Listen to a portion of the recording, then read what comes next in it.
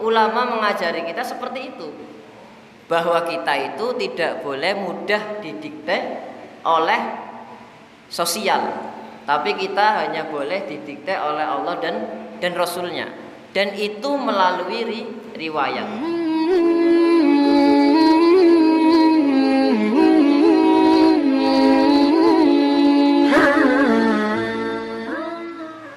Innal hamdalillah nahmaduhu wa nasta'inuhu wa nastaghfiruh wa na'udzu billahi min shururi anfusina wa min sayyiati a'malina may yahdihillahu fala mudhillalah wa may yudlilhu fala hadiyalah. Asyhadu an la ilaha illallah wahdahu la syarikalah wa asyhadu anna Muhammadan abduhu wa rasuluh la nabiyya wa rasula ba'dah. Amma ba'du. Yang pertama, senantiasa kita bersyukur kepada Allah Subhanahu wa taala atas banyaknya nikmat yang Allah berikan kepada kita, berupa nikmat iman, nikmat Islam, nikmat sehat, nikmat sempat,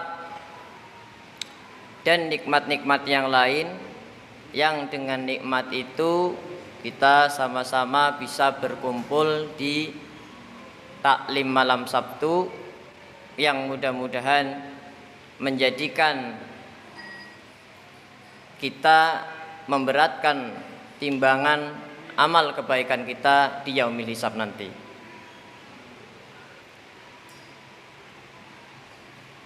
Kita harus bersyukur kepada Allah Subhanahu wa taala, karena kata Allah, ya ayyuhalladzina amanu dzkurullaha dzikran katsira.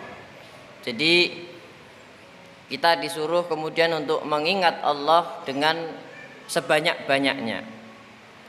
Lalu bagaimana kita mengingat Allah dengan sebanyak-banyaknya? Adalah dengan cara ilmu, yaitu mengetahui apa-apa yang Allah lakukan kepada kita, yang Allah berikan kepada kita. Barangkali selama ini kita merasa baik-baik saja, merasa nafas kita baik-baik saja, mata kita baik-baik saja, jantung kita baik-baik saja, usus kita, lambung kita, ginjal kita baik-baik saja. Di luar sana banyak kemudian orang yang kemudian tidak bisa menikmati nikmat yang kita rasakan. Terutama barangkali saudara-saudara kita di Palestina, yang saat ini sangat luar biasa sekali. Artinya belum berhenti juga. Dari mulai tanggal 7 Oktober, sekarang sudah tanggal berapa ini? 15 ya? 17 ya? Oh ya, 17 ini ya. 17 November. Artinya sudah 1 bulan lebih. Bahkan saya mendapat cerita yang cukup menyedihkan, bahwa anak-anak di sana itu tangannya ditulisi namanya masing-masing, jidatnya ditulisi namanya masing-masing, perutnya ditulisi namanya masing-masing. Coba bayangin, dikarenakan suatu saat bisa kena bom yang itu bisa membuat tubuhnya kemudian terpisah, tercecer ya. Jadi ada sebuah keluarga yang mengumpulkan anak-anaknya, kemudian menulisi nama anaknya di lengannya masing-masing, di perutnya, di apa ini namanya, pelipisnya, ya, di kakinya, ya. Itu terjadi di sana. Bagaimana kemudian mereka itu, anak-anak ini mau belajar, ya, tetapi ketika mau berangkat belajar itu seolah-olah itu perpisahan dengan orang tuanya. Jadi pelukan, ya ciuman, orang mung salim tok, Pak. Atau mungkin enggak salim, langsung mangkat, "Ma, aku mangkat sekolah," gitu. Mungkin yang di sini kan mungkin nyaman-nyaman aja, "Bi, aku berangkat ya," biasa aja. Tapi kalau di sana sekali mau berangkat sekolah, ciuman dulu, pelukan dulu, wah kasih sayangnya sangat luar biasa. Karena pikirannya ini bisa pulang bisa enggak, ini bisa pulang bisa tidak. Jadi sangat mencekam sekali gitu ya. Kemudian ada lagi yang sampai berpisah, padahal berkeluarga tapi berpisah. Tapi berpisahnya bukan alasan apa-apa, berpisahnya alasan kalau kita mati nggak mati semua. Jadi ada yang ikut, ada sebuah keluarga yang anaknya mungkin 4 atau 5 gitu. Itu dibagi, Pak. Kamu ikut ayah sama kakak sama adik pertama, adik kedua ikut ayah. Nanti sisanya ikut ibu. Ya, itu dipisah. Karena khawatirnya suatu ketika ada roket, rudal atau lain sebagainya, itu ketika meninggal tidak meninggal semua, ada penerusnya. Itu terjadi di sana. Ya, betapa kemudian jauh sekali dibandingkan dengan keadaan kita sekarang ini di sini di majelis ini yang baik-baik saja dan nyaman-nyaman saja. Mau ke tempat ngaji nyaman, mau kerja nyaman, mau ibadah nyaman. Maka dengan ini semua selayaknya kita kemudian benar-benar bisa merasakan syukur kepada Allah Subhanahu wa taala. Ya. Kemudian dengan nikmat-nikmat yang lain. Organ tubuh kita yang sangat luar biasa rumit, untuk bernafas saja sangat luar biasa rumit, tapi itu kemudian kita dapatkan dengan gratis. Dengan gratis. Jadi ada sebuah riwayat, ada seorang raja yang kemudian bertemu dengan seseorang di padang pasir. Kemudian orang ini tahu kalau itu khalifah, kalau itu raja. Lalu kemudian ketika rajanya turun, itu ditanya sama seseorang ini, ya khalifah, ya pemimpin katakanlah ya, kamu pilih mana? Gelas yang ada di tangan saya dengan segelas air, atau kerajaanmu, di mana kondisimu, jika kondisimu pada saat ini adalah kamu tidak bisa minum dan mati. Si raja ini kemudian menjawab, ya aku pilih segelas air. Ternyata kerajaan yang sebegitu mewahnya, yang mungkin penuh dengan pelayanan, kemana-mana dikawal, ya segala fasilitas ada, tidak pernah macet ya. Pejabat kan nggak pernah ngerasain macet ya, karena dikawal terus. Ya. Itu kemudian hanya kalah dengan segelas air. Artinya apa? Bahkan hanya nikmat air saja itu sangat luar biasa sekali. Sederhananya, kalau kita gunakan air tiap hari, itu kan harusnya air terserap terus terkontaminasi dengan magma, dengan minyak, dengan gas, dengan lain sebagainya. Karena di dalam bumi ini kan campurannya macam-macam. Mungkin dengan lumpur, lapindo yang sampai saat ini juga belum berhenti, Pak. Masih menyembur-nyembur. Tapi karena Rahman Rahimnya Allah, air tetap bisa kita konsumsi. Air tetap kita bisa konsumsi, ya, tetap kita bisa minum dan tanpa repot. Ya, tanpa repot. Itulah kenapa banyaknya nikmat ini yang kita harus bersyukur kepada Allah Subhanahu wa taala. Apalagi dengan nikmat iman dan nikmat Islam. Barangkali kita sering dengar nikmat iman, nikmat Islam adalah nikmat yang paling besar. Tapi barangkali dalam kehidupan kita, ketika kita memiliki keimanan dan keislaman yang itu adalah nikmat yang besar, tapi kita menjadi pusing manakala tanggal tua, listrik bunyi. Padahal kan masih punya keimanan ya. Listrik bunyi, beras habis, gas habis, uang tinggal sedikit, gitu ya. Itu kemudian bisa menjadikan kita lebih pusing. Padahal kita memiliki keimanan, keislaman yang itu merupakan nikmat yang sangat luar biasa. Karena la ilaha illallah itu adalah kalimat yang tidak ada kalimat yang lebih tinggi daripada itu. Surga yang sebegitu mewahnya, yang sebegitu luar biasa fasilitasnya, itu disediakan bagi orang-orang yang kemudian mengimani la ilaha illallah. Neraka yang sedemikian dahsyatnya, yang sedemikian luar biasanya, itu kemudian diciptakan untuk orang-orang yang menolak la ilaha illallah. Ya. Makanya dengan la ilaha illallah ini sesungguhnya kita memiliki sebuah nikmat yang sangat luar biasa. Lalu bagaimana kita bisa merasakan itu? Tentu kemudian dengan ya ayyuhalladzina amanu dzkurullaha dzikran katsira. Ya, kita selalu mengingat-ingat kebaikan Allah Subhanahu wa taala yang telah mengatur segala kehidupan kita, urusan kita, pekerjaan kita, rumah tangga kita, anak-anak kita, mungkin cucu-cucu kita dan lain sebagainya, itu telah diatur, diopeni oleh Allah Subhanahu wa taala. Salawat dan salam semoga tetap tercurah kepada Nabiullah, Nabi Agung, Nabi Muhammad sallallahu alaihi wasallam. Nabi yang kemudian sangat sayang kepada umatnya. Nabi yang sangat sayang kepada umatnya. Ya. Kita mengetahui bagaimana kemudian jahatnya Umar bin Khattab sebelum masuk Islam. Itu dia memiliki ambisi untuk kemudian membunuh Nabi Shallallahu Alaihi Wasallam.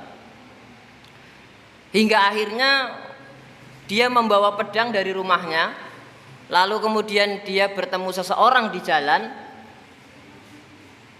Orang ini kemudian tanya, "Ya Umar, kamu mau kemana? Tidak mungkin urusan ini urusan biasa saja, karena hari ini kamu bawa pedang." Jadi orang ini tahu, Umar nek sudah bawa senjata rak main-main, kira-kira gitulah ya, nggak main-main. Umar itu langsung menjawab, "Saya akan membunuh Nabi Muhammad Sallallahu Alaihi Wasallam." Ya. Mendengar jawaban itu, Mar, kamu ndak usah bunuh Nabi. Itu adikmu, itu sudah masuk Islam. Wah, langsung marah, kemudian dia pulang ke rumah adiknya. Ternyata adiknya waktu itu sedang membaca Quran. Ya, kemudian Umar dengar, tambah marah, adiknya sampai dipukul. Sampai kemudian Umar itu memaksa, mana yang kamu baca tadi? Saya dengar, mana yang kamu baca? Akhirnya adiknya ini dengan takut-takut memberikan itu kepada Umar, ya, suhuf itu lembaran, ya, karena dulu belum ada Quran, ya, lembaran itu kepada Umar. Lalu Umar kemudian menjawab, tidak mungkin kalimat seindah ini yang membuat adalah manusia. Dari situ kemudian Umar bin Khattab masuk Islam. Masih dengan membawa pedangnya, dia langsung menuju ke rumah Nabi. Waktu itu Nabi ada di rumahnya siapa? Sahabat Arqam. Ya. Ketika mau masuk, itu yang ngintip itu takut. Di luar Umar. Ini kalau Umar kesini ini mesti urusan yang sangat bahaya gitu. Preman ya. Di pasar Ukas kan sering gelut menangan. Tapi sahabat-sahabat yang lain itu ketakutan karena melihat yang di depan adalah Umar. Yang berani menghadapi Umar satu-satunya di rumah itu adalah Hamzah, paman Rasulullah Sallallahu Alaihi Wasallam. Wes engko tak tatai, bahasa kene ngono ya. Bahasa Semarangnya. Engko tak tatai aku. Ketika masuk Umar, dibukakan pintunya masuk, itu langsung dipepet sama Hamzah, dilempar ke tembok. Karena Hamzah itu riwayatnya besar badannya. Dipepetkan ke tembok, "Kamu mau ngapain ke sini?" gitu. Ya, mau ngapain ke sini? Lalu Umar itu menjawab, "Saya mau bertemu dengan Rasulullah Sallallahu Alaihi Wasallam." Dengar ribut-ribut, Rasulullah kemudian biarkan Umar. Ternyata apa? Langsung ketika itu Umar kemudian bersaksi, "Asyhadu alla ilaha illallah wa asyhadu anna Muhammadar Rasulullah. Umar itu masuk Islam. Padahal sebelumnya tidak ada riwayat tobat. Mungkin kalau kita belajar fikih kan ada sholat tobat, istighfar berapa kali, ya, Sayyidul istighfar dan lain sebagainya berapa kali sampai kemudian tobat. Tapi dengan kesayangan Nabi Muhammad sallallahu alaihi wasallam, salah satu yang kemudian menjadi perbincangan serius oleh para ulama bahwa termasuk masuk Islamnya Umar bin Khattab kepada Islam, ya, masuk Islam itu adalah berkat doa Nabi sallallahu alaihi wasallam. Jadi sebegitu sayangnya Nabi kepada umatnya. Kemudian riwayat yang lain, ya, riwayat di Taif misalnya, Nabi berdakwah, apa yang didapatkan? Lemparan batu, dicaci, dimaki, dicela, dilempari batu, sampai kemudian malaikatnya itu gemes. Ya Muhammad, ini Taif kan kecil dan diantara dua gunung. Gimana kalau misalnya kemudian dipepet saja? Apa yang dikatakan oleh Rasulullah? Sekarang mereka tidak iman, tapi di tulang sulbi mereka ada keturunan-keturunan yang soleh yang nanti kemudian hari akan beriman. Hal ini diceritakan oleh Habib Umar bin Hafid. Beliau itu menangis ketika menceritakan ini. Beliau menyampaikannya begini: sekarang kita berdakwah disambut oleh makanan, kita berdakwah disambut oleh minuman, oleh hidangan. Sedangkan Nabi kita, Rasul kita, ketika berdakwah disambut dengan kotoran, disambut dengan batu, ya, celaan, fitnah dan lain sebagainya. Makanya sampai kemudian akhir hayatnya Nabi menunjukkan kecintaan yang sangat luar biasa kepada umatnya, yang disebut itu ummati ummati. Bagaimana kemudian kita bisa merasakan kecintaan Nabi kepada kita, supaya kita kemudian tumbuh rasa cinta kepada Nabi Muhammad sallallahu alaihi wasallam. Tentu dengan mempelajari sirah-sirahnya, betapa kemudian mulianya Nabi sallallahu alaihi wasallam, baik terhadap orang-orang yang muslim maupun terhadap orang-orang yang kafir. Profesional lah kira-kira. Banyak kemudian riwayat-riwayat yang lain ketika kemudian Nabi meninggal, itu kemudian Abu Bakar itu kemudian tanya kepada Aisyah, ada enggak kebiasaan Nabi yang belum saya tiru? Aisyah radhiyallahu anha kemudian menjawab, ada. Itu di lembah itu ada seorang kakek tua yang setiap hari disuapi oleh Rasulullah Shallallahu Alaihi Wasallam. Ya, jadi cerita ini mungkin masyhur, sangat viral kira-kira bahasanya, ya. Lalu kemudian Abu Bakar bersegera, ya sudah, siapkan makanannya, saya akan berangkat ke sana. Abu Bakar ini kan kalau sama Nabi cintanya luar biasa, ya, tanpa tanpa bertanya, tanpa berpikir, pokoknya langsung aja gitu. Itu Aisyah langsung menyiapkan, kemudian Abu Bakar berangkat dan menyuapi Yahudi itu. Ternyata orangnya Yahudi, sudah tua, Yahudi pula. Disuapi, apa yang diucapkan ketika sebelum nyuapi itu, kakek tua ini memfitnah Rasulullah, mengejek Rasulullah. Jangan ikuti Muhammad, Muhammad itu bohong, Muhammad itu penyihir, Muhammad itu pemecah belah. Karena pada saat itu kan terjadi perpecahan, ya. Bayangkan orang tuanya kafir, anaknya masuk Islam, kayak apa? Itu ujian yang sangat luar biasa, ya, sangat luar biasa. Itu menghina Nabi sedemikian rupa. Lalu kemudian Abu Bakar melihat itu nangis, sampai kemudian Abu Bakar mulai menyuapi, dimarahi sama orang Yahudi ini, orang tua Yahudi ini. Siapa kamu? kamu bukan orang biasa yang nyuapin saya. Itu langsung kaget Abu Bakar. Lah kok tahu? Padahal Yahudi ini buta, sudah tua buta ya. Kemudian disuapi tapi tahu. Kamu bukan orang yang nyuapin saya. Lalu kemudian ditanya, lalu bagaimana? Bagaimana cara nyuapin kasih makan kamu? Biasanya dikunyah dulu, karena saya sudah tua nggak punya gigi, itu dikunyah dulu, lalu kemudian dimasukkan ke mulut saya. Abu Bakar tambah nangis, karena ternyata Nabi melakukan itu. Sampai kemudian Abu Bakar tidak kuat menyuapi itu, kemudian ditanya oleh kakek tua itu, lalu kemana orang yang biasa menyuapi saya? Kata Abu Bakar dengan sedih, orangnya sudah meninggal. Loh kok kamu tahu? Emang dia siapa? Dia orang yang kamu ejek, dia orang yang kamu cela, dia orang yang kamu fitnah, dia orang yang kamu jelek-jelekan. Dari situ kemudian Yahudi itu kemudian tobat dan kemudian masuk Islam. Bayangkan, ini keagungan akhlak Nabi Muhammad sallallahu alaihi wasallam. Ya, bagaimana kemudian kejelekan-kejelekan yang ada yang menimpa baginda Nabi sallallahu alaihi wasallam dibalas dengan akhlakul karimah, akhlak yang sangat luar biasa. Ya. Jadi Bapak Ibu yang dirahmati oleh Allah Subhanahu wa taala, saya juga sebetulnya ini seperti tahu bulat karena di grup itu Mas Waki WA belum ada pembicara.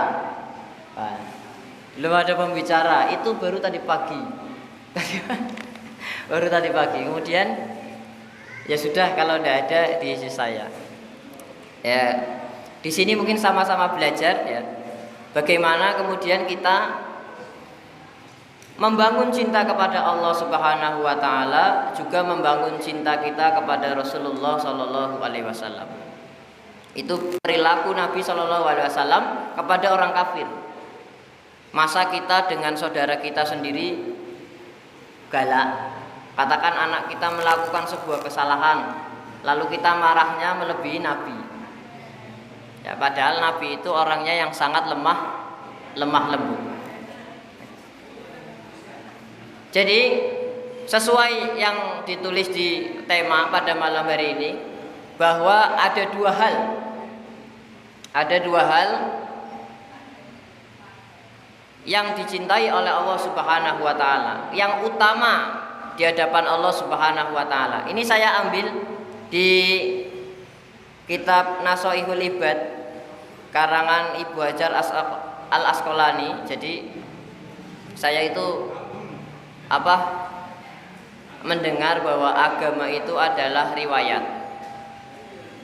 Jadi apa-apa yang harus disampaikan itu memang harus berdasarkan riwayat, karena agama tidak bisa kemudian dikatakan menurut saya, karena agama itu adalah menurut Allah dan Rasulnya. Menurut Allah dan Rasulnya. Kemudian dengan riwayat yang disampaikan, kita bisa mengetahui bagaimana cara berpikir, cara pandang agama ini memandang sebuah persoalan. Ya. Kenapa? Karena manusia pada umumnya itu sangat mudah sekali didikte oleh sosial atau didikte oleh lingkungan sekitarnya. Misalnya punya tetangga jelek, ikutan jelek. Wah, saya nggak mau lah, itu tetangga itu tidak baik, ya wis saya bersikap tidak baik sama tetangga itu. Ketika istri marah, suami ikut marah, atau sebaliknya, suami marah, istri ikut marah. Anaknya nggak nurut, kemudian ayahnya kemudian bertindak semena-mena. Artinya kita sebagai manusia sebetulnya sangat sering sekali didikte oleh sosial, didikte oleh lingkungan sekitar kita. Padahal agama mengajari kita bahwa kita itu hanya boleh didikte oleh Allah dan Rasulnya. Maka ada sebuah riwayat seorang ulama ini dipanggil oleh tetangganya. Dipanggil oleh tetangganya, Pak Yai nanti ke rumah saya. Satu kali Pak Yai kemudian sore datang ke rumahnya, kemudian tetangga ini bilang, "Ndak Pak Yai, saya sudah tidak ada perlu sama panjenengan, silakan pulang."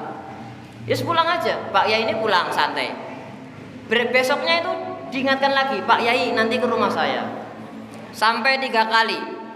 Ya enggak marah. Pak Yainya datang, lalu setelah datang Pak pemudanya ini bilang, "Pak Yai sudah tidak ada perlu, Pak Yai boleh pulang." Itu tidak marah. Lalu kemudian pemuda ini penasaran, ini kenapa? "Pak Yai, kenapa kok jenengan itu tidak marah? Padahal saya pertama memanggil, 2 kali memanggil, 3 kali memanggil, dan saya bahasanya apa ya kalau sini ya? Ngerjani apa gimana sih? Ngeprank. Kalau bahasa anak sekarang ngeprank ya. Ngeprank. Itu Pak Yainya terus bilang, "Anak muda, ketahuilah bahwa saya kesini itu atas perintah Allah dan Rasulnya." Maksudnya bagaimana Pak Kiai? Sudah semestinya seorang muslim ketika kemudian mendapatkan undangan itu harus mendatangi. Nah, jadi ulama ini atau Pak Kiai ini kemudian tidak mau didikte oleh lingkungan sosialnya, tapi hanya mau menuruti dikte oleh Allah dan Rasulnya. Ya enggak marah. Harusnya kalau kita kan marah ya. Ini apa-apaan? 3 kali manggil enggak ada kepentingan. Maksudmu piye kan? Umumnya begitu ya, umumnya begitu. Ya. Tapi ulama mengajari kita seperti itu. Bahwa kita itu tidak boleh mudah didikte oleh sosial, tapi kita hanya boleh didikte oleh Allah dan Rasulnya, dan itu melalui riwayat ya, melalui cerita-cerita. Jadi di kitab Nasaihul Ibad ini ya, ada isinya ini nasihat. Isinya ini nasihat dari Nabi Shallallahu Alaihi Wasallam atau hadis ya, yang kita kenal. Juga ada athar. Athar itu adalah ucapan para sahabat atau tabiin. Ya, tentu sahabat ini kan generasi-generasi yang sangat luar biasa karena dididik langsung oleh Rasulullah Shallallahu Alaihi Wasallam. Ya.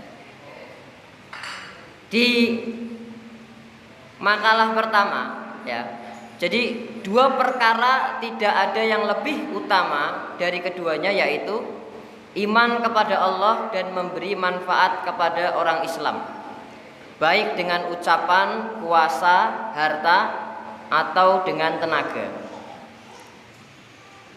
Tadi sempat saya singgung di awal bagaimana kemudian kita berusaha untuk merasakan manisnya iman. Ya.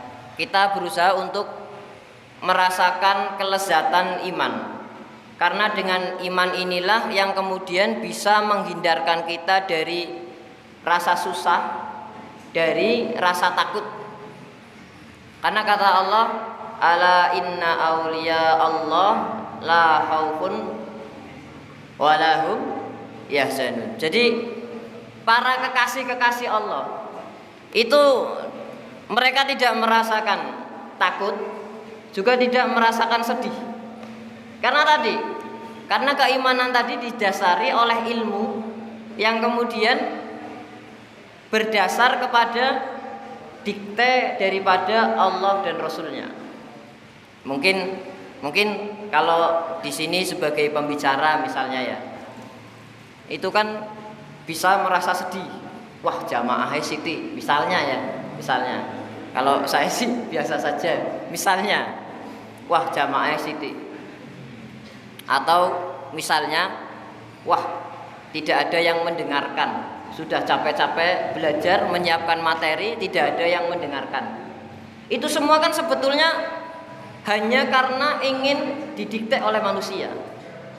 Padahal ketika kita kemudian mengaji, itu sudah banyak keutamaan yang dijanjikan oleh Allah dan Rasulnya. Bahkan eh, yang apa ini? Yang nyiapin minuman dan makanan. Ada orang yang ahli maksiat yang dosanya banyak. Itu kemudian karena temannya datang pengajian, itu dia pengen mampir sambil nyari temennya. Itu sampai tempat pengajian, itu kemudian diprotes oleh malaikat.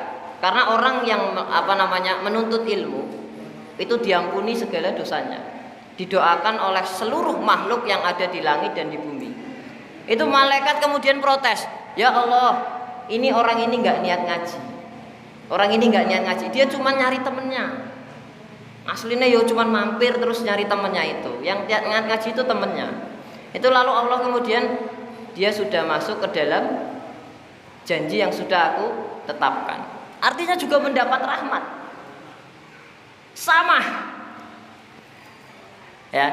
Dan didoakan oleh makhluk Allah seluruh penjuru langit dan bumi. Gitu ya.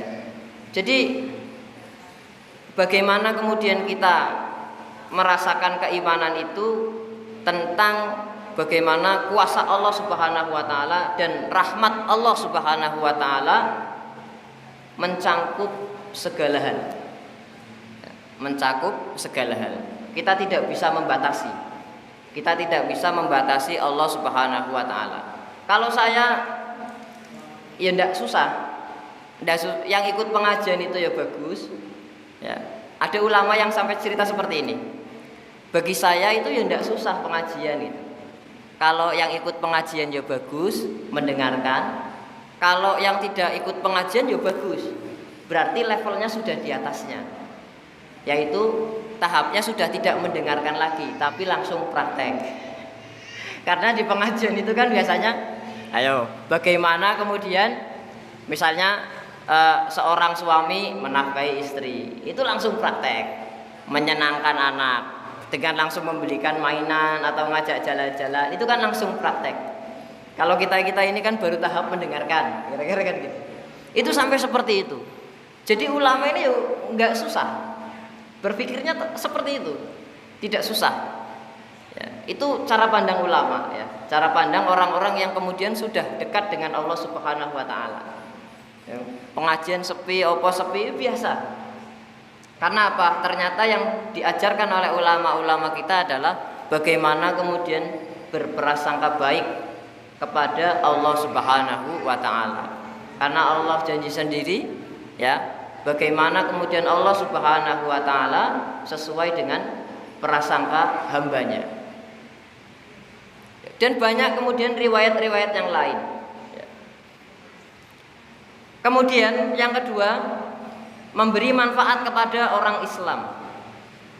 Kita mungkin masyhur ya, hadis Rasulullah Shallallahu Alaihi Wasallam, khairun nas anfa'uhum linnas.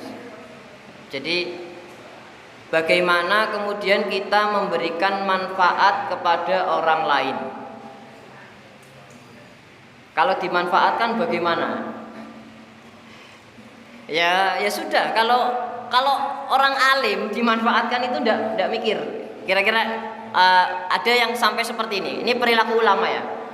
Perilaku ulama, ahwalnya ulama. Ketika ada seorang ulama pergi ke pasar, kemudian ulama ini membeli sebuah barang.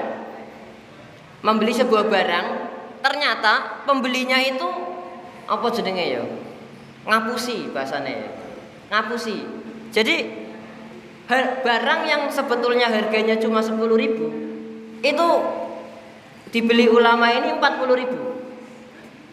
40.000. Ya, lagi-lagi ini cara pandang ulama. Saya juga nggak menyangka ternyata sikapnya memang ulama itu memang beda sikapnya. Lalu kemudian karena ada yang melihat, ada orang lain yang melihat, kemudian setelah selesai transaksi kan pulang ini. Ulama ini kan kemudian pulang. Lalu kemudian ketemu dengan orang itu. Loh, Pak Yai piye to Pak Yai? Itu kan harganya 10.000. Pak Yai tadi beli berapa? 40.000. Lah, ayo bangkrut yang ngene iki carane. Dihapusi kok gampang. Tapi ternyata jawaban ulama ini apa? Ya sudah. memang itu rezekinya gitu. Memang itu rezekinya. Nek dhewe mungkin kan mangkal ya. Wah, apes. Barang regone 1.000 ternyata beli 400.000 misalnya. Atau lebih jauh daripada harga pada umumnya. Lagi-lagi ini ahwal, perilaku yang kemudian memang cara pandangnya itu bukan cara pandang manusia biasa. Ya. Sampai seperti itu. Ya sudah, itu rezekinya dia. Itu sudah ditakdirkan oleh Allah Subhanahu wa taala. Dan saya ini kan ulama. Masa hal sepele seperti itu kemudian dipersoalkan yang berlebihan? Ya sudah, biarkan saja. Ya. Lagi-lagi cara pandang. Bagaimana kemudian ketika dimanfaatkan oleh lingkungan sosial pun ternyata ulama itu memiliki cara pandang yang berbeda dengan manusia pada umumnya. Ada lagi misalnya seorang anak, ini anaknya Pak Yai. Itu kadang-kadang dikasih orang tuanya, dikasih Pak Yainya itu, nah ini uang 5.000, jajan ke, terserah kamu jajan ke.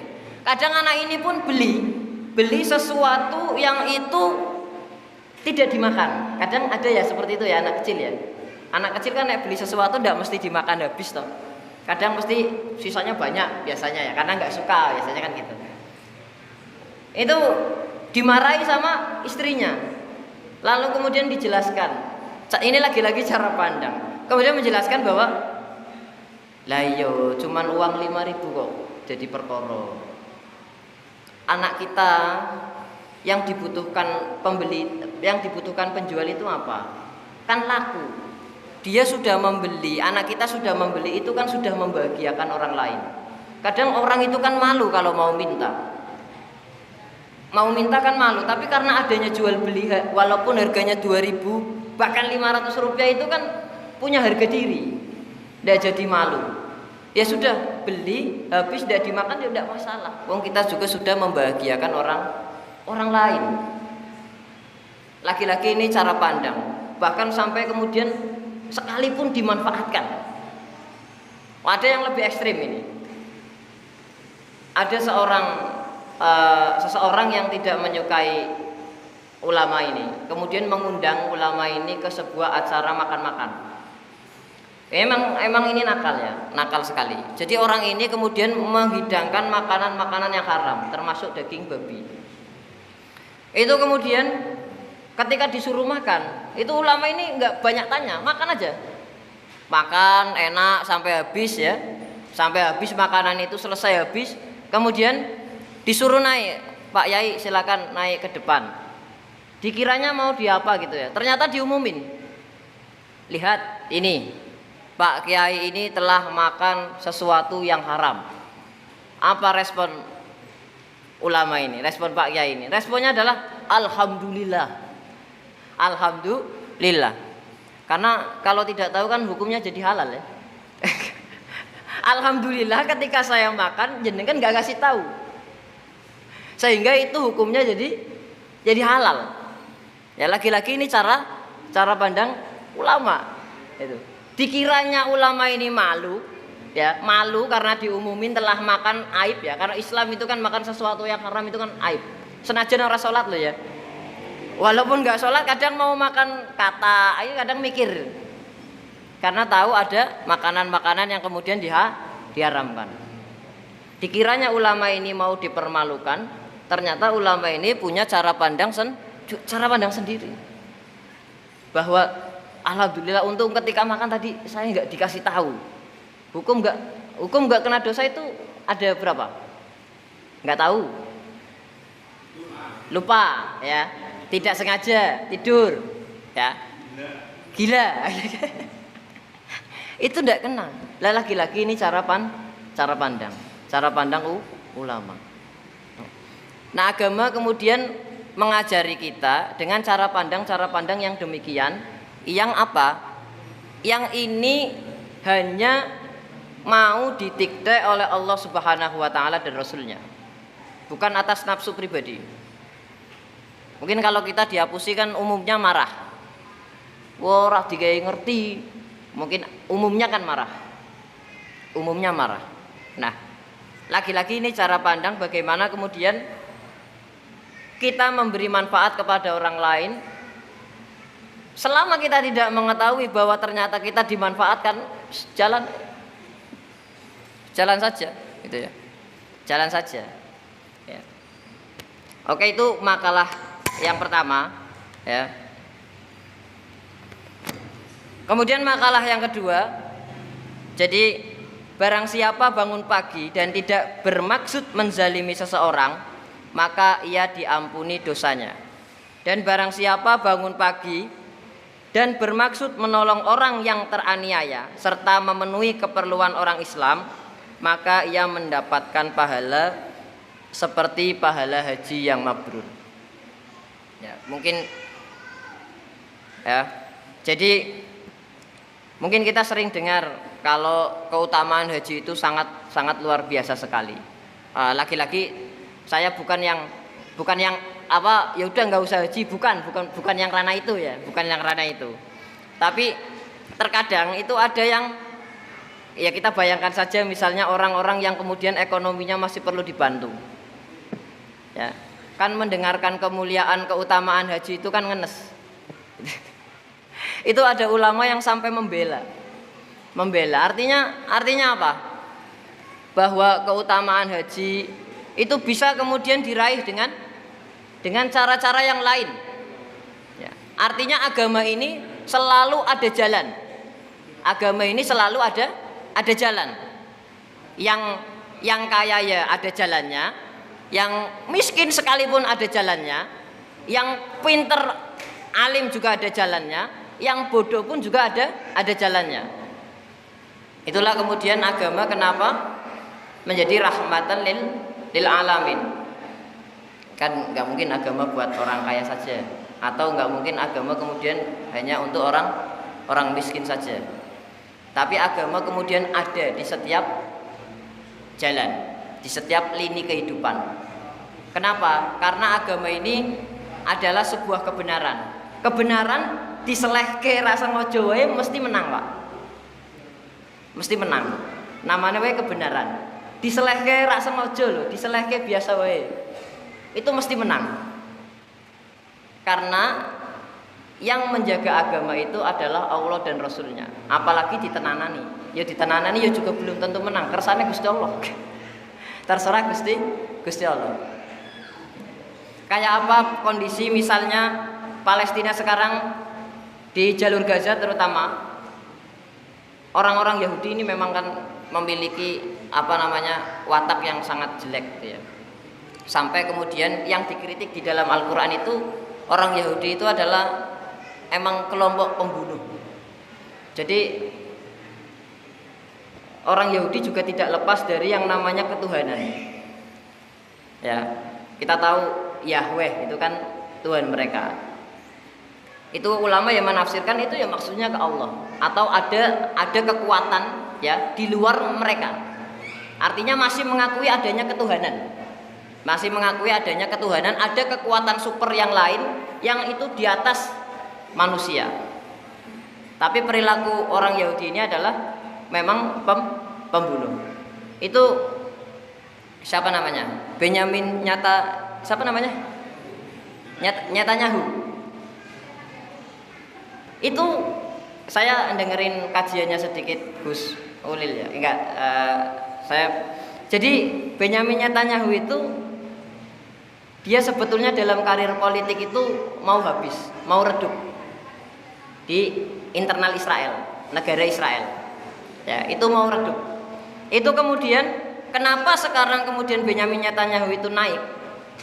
Yang digunakan oleh Benyamin Netanyahu adalah isu keagamaan. Isu keagamaan. Jadi kenapa tentara Israel berani berperang? Ya, dengan segala pasukannya dan lain sebagainya, karena di belakangnya apa? Di belakangnya adalah keagamaan. Corone Islam itu syahid. Ya. Ketika kemudian Benyamin Netanyahu mengubah strateginya dengan politik agama, itu ternyata malah dia bisa naik popularitasnya dan dia bisa memiliki jabatan yang strategis. Maka ada ulama yang berpendapat jangan umat Islam ini kemudian terprovokasi dengan jebakan Batman-nya orang Yahudi yang membalas bahwa Palestina dan Yahudi ini adalah perang antar keyakinan. Karena nanti pasti kalah. Pasti kalah. Kita sudah pernah kalah 2 kali loh. Tahun 68 sama tahun 70 berapa itu. Itu Arab, Mesir, Lebanon dan lain sebagainya membantu Palestina, enggak mampu. 2 kali kalah kan. Sekarang mau bantu kan mikir-mikir. 2 kali kalah kan mau bantu kan mikir-mikir. Artinya memang punya kekuatan yang sangat luar biasa Israel ini. Tapi yang harus kita lakukan adalah bagaimana kemudian Israel ini dikeroyok dengan perang opini kemanusiaan. Nah, jadi kenapa kita membantu Palestina itu bukan yang dibawa itu, ini bukan jihad, bukan Allahu Akbar, tapi yang dibawa ini adalah kemanusiaan. Bagaimana mungkin 4.000 bayi tak berdosa kemudian dibunuh dengan sangat brutal. Rumah sakit, masjid dan lain sebagainya dihancurkan dengan sangat brutal. Dan yang terjadi dengan perlawanan itu sekarang, itu Israel kan sudah kelihatan kalah. Di mana PBB kemarin, di PBB kemarin itu ya, yang mendukung itu kan hanya 14 negara kalau nggak salah ya, 14 negara atau belasan negara dari sekian ratus negara. Yang ratusan ini mendukung untuk Palestina bebas, gencatan senjata, tidak ada perang. Nah, mempahnya dengan seperti itu, dengan isu-isu kemanusiaan. Jadi bukan head to head, bukan berhadapan-hadapan. Ya, bahkan ada ulama yang berpikir besok Palestina menangnya itu bukan berhadapan-hadapan dengan Israel, tapi Israelnya dikeroyok dengan kesamaan isu yang dibawa dunia internasional, termasuk sekarang ini kan dikeroyok. Amerika yang katanya Islam di sana minoritas, demonya nggak kalah besar sama demo Palestina di Monas. Eropa, Inggris, Prancis di sana itu yang katanya Islamnya minim, demonya lebih besar daripada yang di Monas. Ya. Kenapa? Karena ada persamaan visi kemanusiaan, visi kemanusiaan. Oke. Jadi kita kembali lagi ya. Sejatinya dalam atsar ini ya, dalam perkataan ulama ini, iya sejatinya kita sama-sama punya peluang untuk kemudian mendapatkan pahala haji mabrur. Sekarang di sini disebutkan bahwa memenuhi keperluan orang Islam, yang guru dia bekerja mengajar, memenuhi keperluan orang Islam, apalagi guru ngaji misalnya, yang kemudian tukang ada orderan bikin pagar, dibuatkan pagar, itu kan memenuhi kebutuhan orang lain. Yang ojek mengantarkan penumpangnya, itu kan memenuhi kebutuhan orang lain. Yang misalnya marbot menyiapkan masjid dan lain sebagainya, itu kan juga memenuhi kebutuhan orang lain.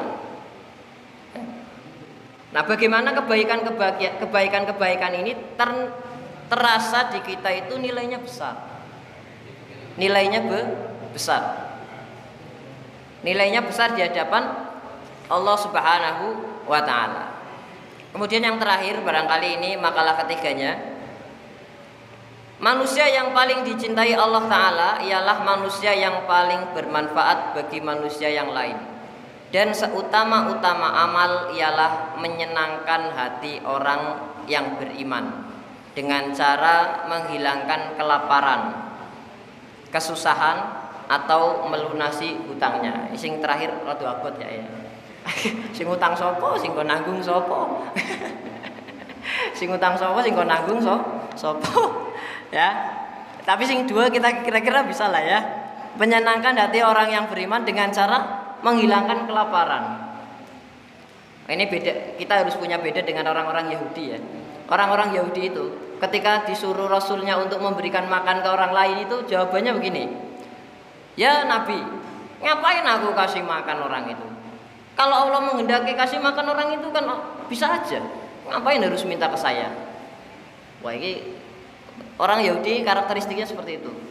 Kenapa kemudian Rasulullah SAW itu sangat menganjurkan memberikan makan kepada fakir miskin atau yang membutuhkan atau yang kelaparan. Ya. Ini orang-orang Yahudi, Rasulullah diakali. Allah juga disuruh-suruh gitu. Kemudian menghilangkan kesusahannya. Menghilangkan kesusahannya. Mungkin dalam hal kita kerja, dalam hal kita bermuamalah, ya, ada yang kemudian teman kita dalam rekan satu kantor merasa kesusahan. Kadang pikiran kita, oh job-jobmu dewe, garapan dewe, jobku wis ana dewe, kerjaanku sudah banyak. Ya kemudian, ya gitulah. Katanya kalau bahasa sekarang itu kan profesional itu. Islam nggak kayak gitu. Islam tidak seperti itu ya. Jadi terlihat kesusahan itu Islam harusnya datang membantu. Datang membantu, termasuk kita yang saat ini kemudian sama-sama membantu saudara-saudara kita di Palestina. GAP, gerakan apa namanya itu? GAP 11.100 GIP, Gerakan Infak Pendidikan. Sing urung bayar, aku yo urung gitu. Engko bar iki bayar wis.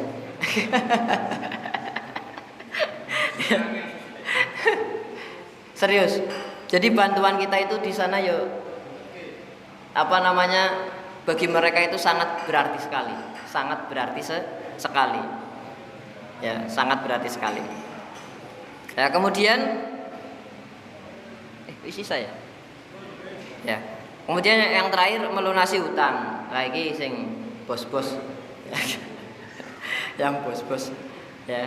Nah, itu barangkali yang bisa saya sampaikan pada kesempatan malam hari ini, karena kesimpulannya barangkali kita hidup selalu berorientasi kepada urusan-urusan dunia, urusan-urusan pangkat, urusan-urusan jabatan atau urusan-urusan yang lain, tetapi kemudian kita lupa bagaimana kemudian kita itu meyakini bahwa kita hanya mau didikte oleh Allah dan Rasulnya. Ya. Kadang saya mendengar hadis itu yo rodo piye yo.